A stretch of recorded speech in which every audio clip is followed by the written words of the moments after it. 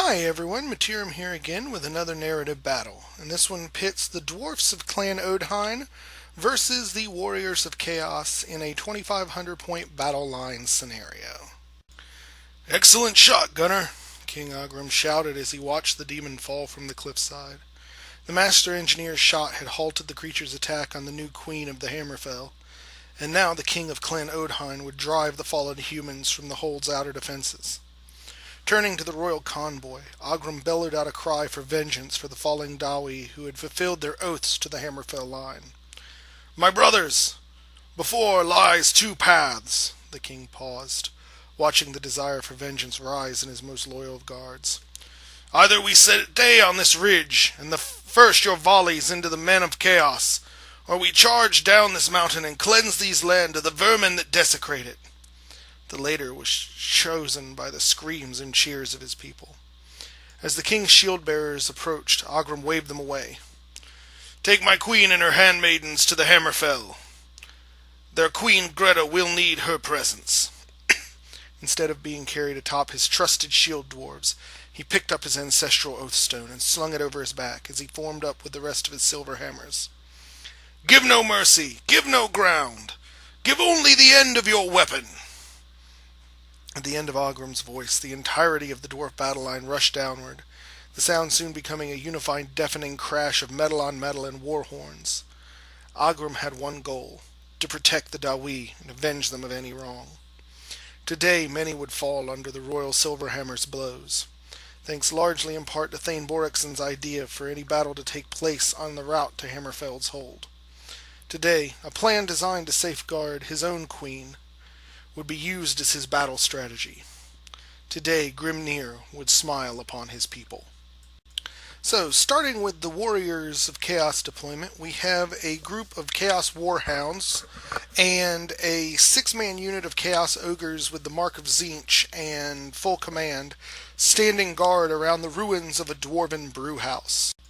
Crowded around the gatehouse of Karak Nor, we have another unit of 5 Chaos Warhounds, as well as a massing of 40 Chaos Warriors of Tzeentch, with the full command and the standard of discipline.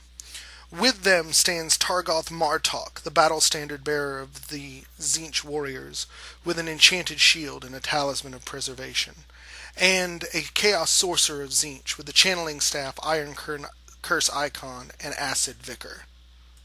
And crawling from the rubble at the base of the cliff is the recently elevated demon prince Drakar Martok, level 3 mage to the lore of metal, with charm shield, luck stone, scaled skin, the third eye of Tzeentch, as well as a chaos familiar and poisonous slime. High upon the hills overlooking the battle are a unit of 10 chaos knights with the mark of Tzeentch, full command, and the banner of swiftness.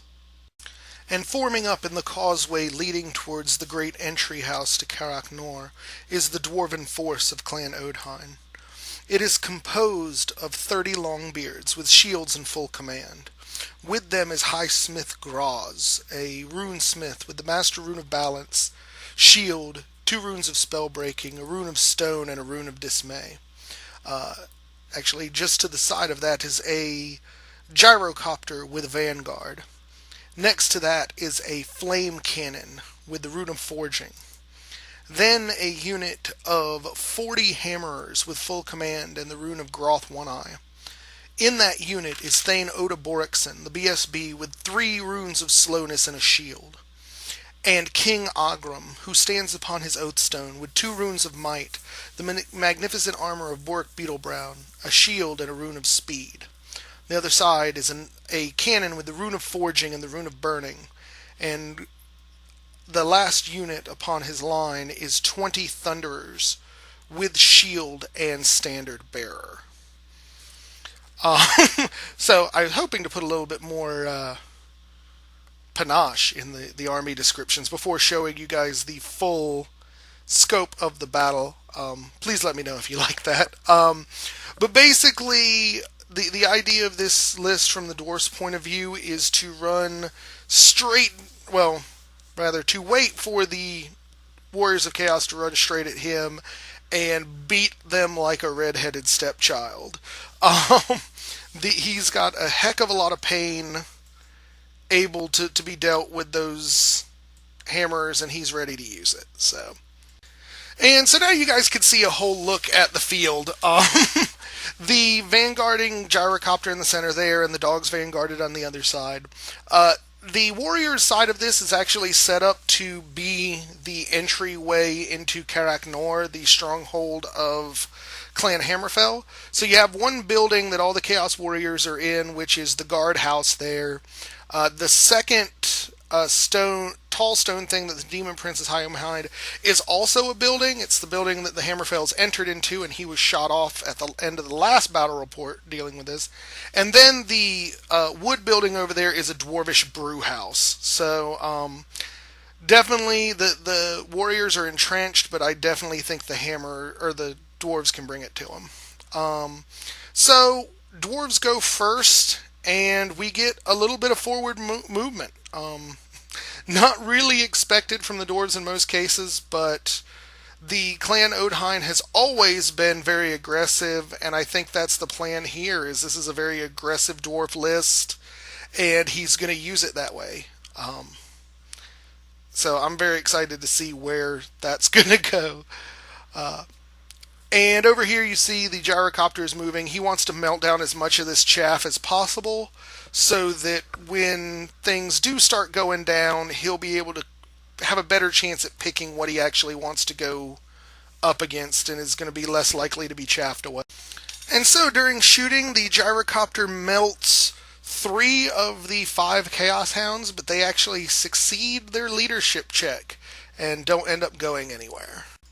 Thunderers shoot over at the dogs on this side and kill 2 of them, but again the Chaos Warriors are starting on fire with their dice and no panic check, which, considering the leadership of the dogs, is 5? That's pretty amazing. And then the cannons go off and blow away 2 of the ogres from the the Tzeentch marked ogres. So dwarf shooting is starting off pretty strong, thinning down some of these units. And then flame cannon goes off. He starts at max distance away, rolls a 10, so it moves just a ridiculous number of inches, and ends up the end just barely goes over these dogs and touches the building. So the 2 dogs die, and it looks like 5 Tzeentch warriors are killed by flames entering the building. So realizing that he has got to get the hell into this dwarf army, turn 1 for the Warriors of Chaos starts off with the 3 remaining Chaos Hounds on this side, charging through the moat and the swamp and into the dwarf cannon to stop it from blowing things to Kingdom Come. And then out comes the long, nasty bus of Tzeentch warriors with the sorcerer and champion, or not champion, BSB in that unit as well. So that could be a very tough nut to crack if he can get over into these dwarf units. And the Demon Prince Martok decides to play hide and seek as he runs from the other side of the cliff building to hiding behind this ruined tower. Understandably, he's afraid of the dwarf shooting, but I think after tying up the cannon, he really didn't need to be that afraid of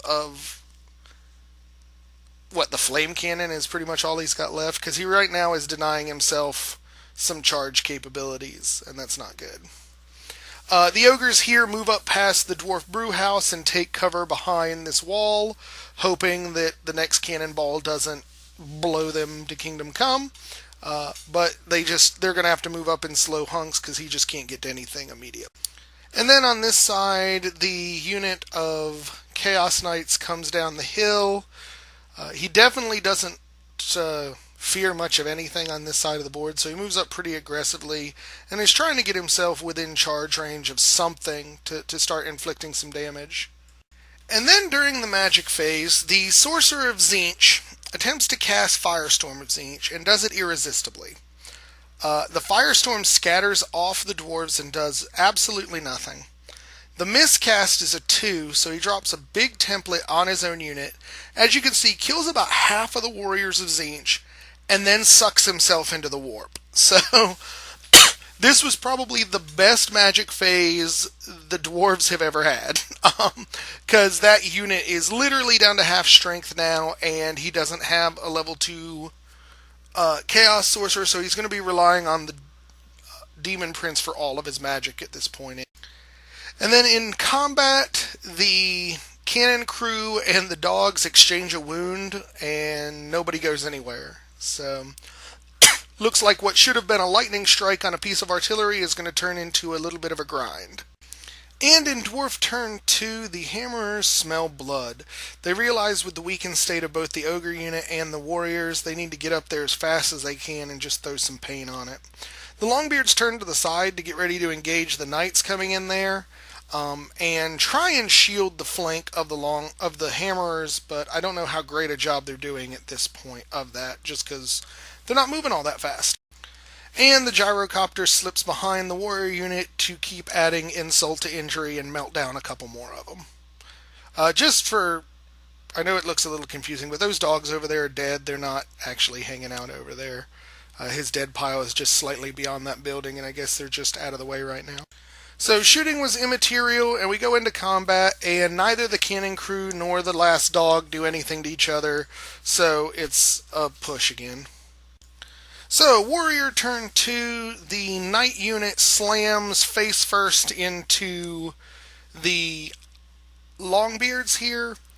I don't remember if it was even a possible charge for the flank of the Hammers, but I think he just figured that the Hammers is a badass enough unit with all those high strength attacks. He didn't really want to get into them right now. So I think his hope is that he can chew through these Longbeards and then get behind the lines and wreck some face with those Knights.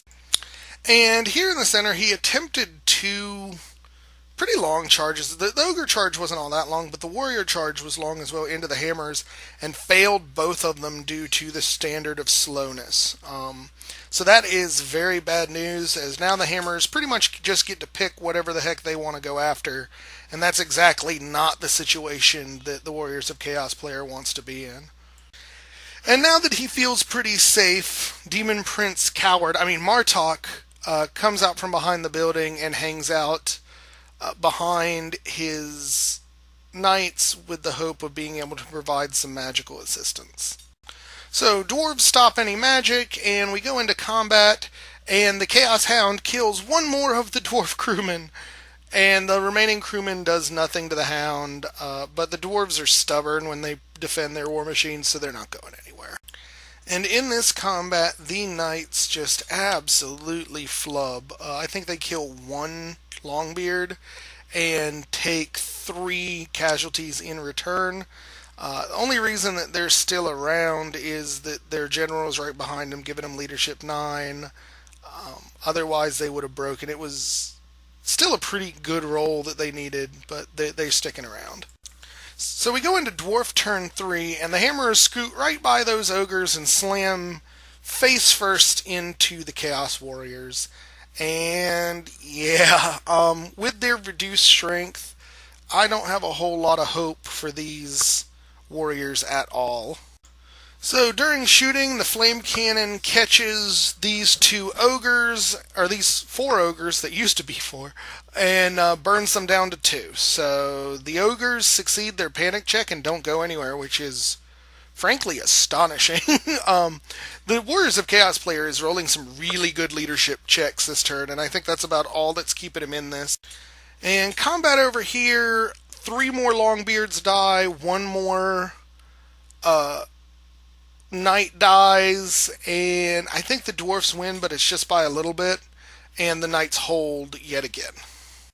And over here, a challenge between the BSB and the Dwarf Lord ends in a dead BSB, and the Hammers just butcher a stupid number of warriors. There are 3 of them left. They break and start to run, and the Dwarves decide to reform and look this way. I think he might have lost a couple, maybe 3 or 4 Hammerers, but that was about it. So, Warriors turn 3, Demon Prince Martok slams into the flame cannon, and the ogres start moving in this direction to come help. Right now, they need to do some major killing here to get rid of this unit before those hammers get here.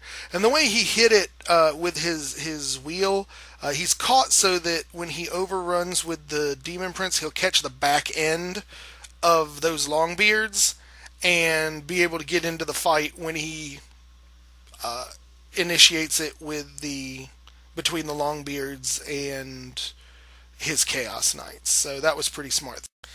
And over here, the Warriors of Chaos failed to rally and run 3 or 4 inches. It wasn't very much. But at this point, they're well under 25%, so they're going to need double ones to rally. And just spoiler alert, because I don't remember if I take any more pictures of them, they don't. They run straight through that building, and they're off the board in the next couple of turns. And as planned, the flame cannon does not stand up to the Demon Prince in any way, shape, or form, and Demon Prince slams into the flank of the Longbeard.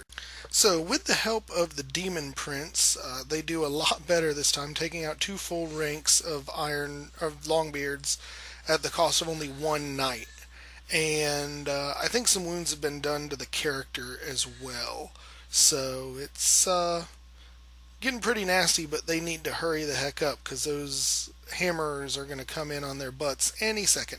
So top of Dwarf 4, the hammers actually fail their attack on the rear of the Demon Prince and have put themselves right in a position where the ogres can sort of charge them in the side and help hold them up for a little while.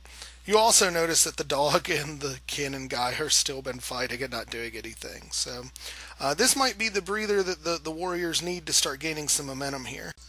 And here you see the gyrocopter is just flying around, continuing to harass those last few warriors for no real discernible reason. He doesn't really have a whole lot better to do at this point. And during shooting, the Thunderers try and take out these last 2 ogres, but only succeed in putting a couple of wounds on one of them.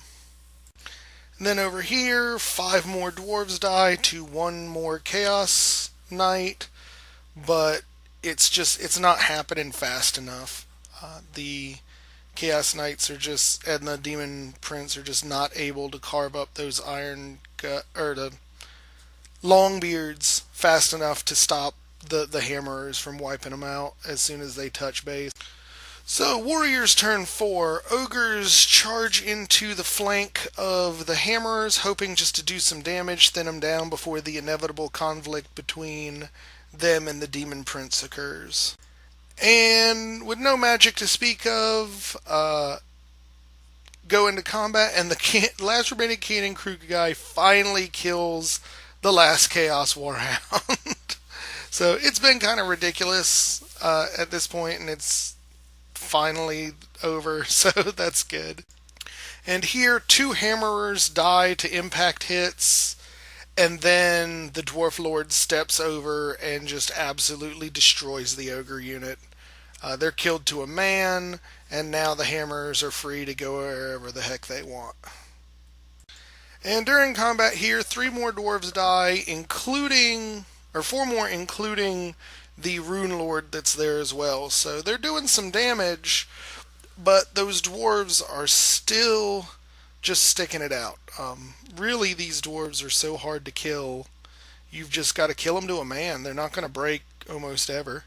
So we go into Dwarf turn 5, and the hammers finally connect to the back end of the Demon Prince, and here's where shit gets real. Then over here you see that with nothing left to shoot at, the Thunderers reform into a brick and start moving over in case they need to provide close combat support. Although I can't really see that being a possibility at this point.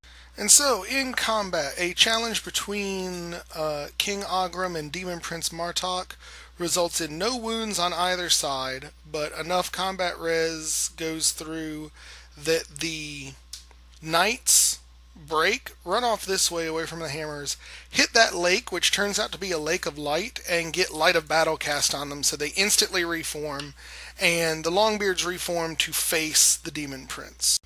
So Warriors of Chaos turn 5 has the knights charging the back of, I think, the 9 remaining Longbeards. Hopefully, or rather what he's hoping is that he'll get enough combat res here and the challenge will kind of fluff again to let him actually win the combat. And during magic, to help that work, he gets Plague of Rust off on the Longbeards. I think this is might be the second time he's gotten it off on them, so they don't have a whole lot of armor left at this point. So the combat was pretty much a fluff. Nobody broke and went anywhere, so we go into Dwarf turn 6. And here he's just moving in his Thunderers and the Gyrocopter. There's not really a whole heck of a lot of room or reason to do this movement, but he's doing it anyway. And here you see where everything ends up facing that final battle there. So we go into combat, and you can see pretty much the last of the Longbeards get pretty much whacked. So it's really going to come down to how that challenge goes between Demon Prince Martok and King Ogrum. And that challenge results in Ogrum totally dropping the Demon Prince. He just goes apeshit, does a crazy number of wounds, and then stops the battle long enough to teabag his opponent for a couple of moments before rejoining the Hammer unit. So bottom of 6 comes, and the 3 remaining Chaos Knights decide to go on a suicide mission in an attempt to kill King Ogrum and charge right down his throat. This, however, does not go well when one of the knights is killed and the other 2 are run down by the hammers. Or maybe they're all killed, I don't quite remember. But either case, they just get totally destroyed. And here, as you see the battlefield at the end of the game, there is exactly 0 Tzeentch models left alive on the field. So the Dwarves of Clan Odhein have cleared the main gates of Karak Nor, and the Hammerfell Queen and her retinue are safe. A burst of laughter came from the normally stoic general as he listened to the report from the battle with the dwarves. The messenger just stared at his leader with a look of confusion. "General, did you not understand me correctly? I said the battle was lost with all units destroyed." General Martok stopped his laughter and grabbed the marauder by the neck. His huge hands began to crush the man even through the little protection that the changer of ways provided. With a snap, he threw the body down and continued to chuckle. Marauder's companions stared nervously at the body at the floor and the hulking Chaos Lord in front of them. "Ha ha ha ha! My brother thought his gift from Tzeentch was enough for him to command instead of I. Ha ha ha ha! Bless the great deceiver and his ways." The Chaos Lord then looked back at the one remaining man left in his tent. "Ogrum must be pleased with himself, slaying a demon prince on his own. I'm sure he stood on the body as well and gave some rousing, blasted speech to his dirt-loving followers. Well, he shall soon face something he has never seen before. Tell the sorcerers it is now time to open the vortex. I believe it is time for the Odhein to meet my pet." So, this battle was a lot of fun to watch, but pretty obviously a victory for the dwarves. And I think the narration pegged it quite right. Obviously, Tzeentch decided that the new Demon Prince was not going to win this one. I think a lot of that came down to that early miscast that just destroyed half of the warriors. Absolutely terrible luck. And I know one of the things that the dwarf player wanted to do with this was to show how badass the hammerers were. And I told him I don't think he really succeeded in that, because while the hammerers did chew up what little was left of the Tzeentch warriors, they never really got to fight anything else. Once the hammerers had touched the Demon Prince, it was all his character versus the Demon Prince, King Ogrum versus the Demon Prince, and the hammerers really didn't do much there other than provide static combat res, which frankly any unit could have done. So he's still yet to prove to me that the hammerers are awesome. At this point, I'm just messing with him about it. I don't know that he'll ever will, and it's just more fun to tease him. But all in all, this was a fun game to watch. I enjoyed it. It was nice to see a dwarf player who knows what the hell he's doing come in and win one, because Lord knows I'm having trouble. But I'm hoping after a few more games that our warrior player kind of gets a better hold on it because he's had a couple of really just bad luck runs while he's trying to learn the army, and I don't really think it's given him a good view of what they're capable of, other than the first battle where he played against my dwarves that started this whole thing. So, all in all, it was a fun game. Very awesome to be back in doing the narratives. And so, if you guys liked what you saw, please subscribe. If you have any questions or comments, leave them below. Like the video. I don't want to keep begging for it, but please do. It's nice to see what you guys enjoy and what you don't, and lets us kind of tailor the content on the channel to be more what you guys want. So please provide feedback if even if it's just a thumbs up if you like something, whatever. I do read it all and I do very much take it to heart, so please don't hesitate to reach out to us. Other than that, we are going to keep going. We've got 2 more narrative games planned for this coming Tuesday, so we're going to keep the narrative alive and keep it pumping, and we will catch you guys next time. Thanks for watching.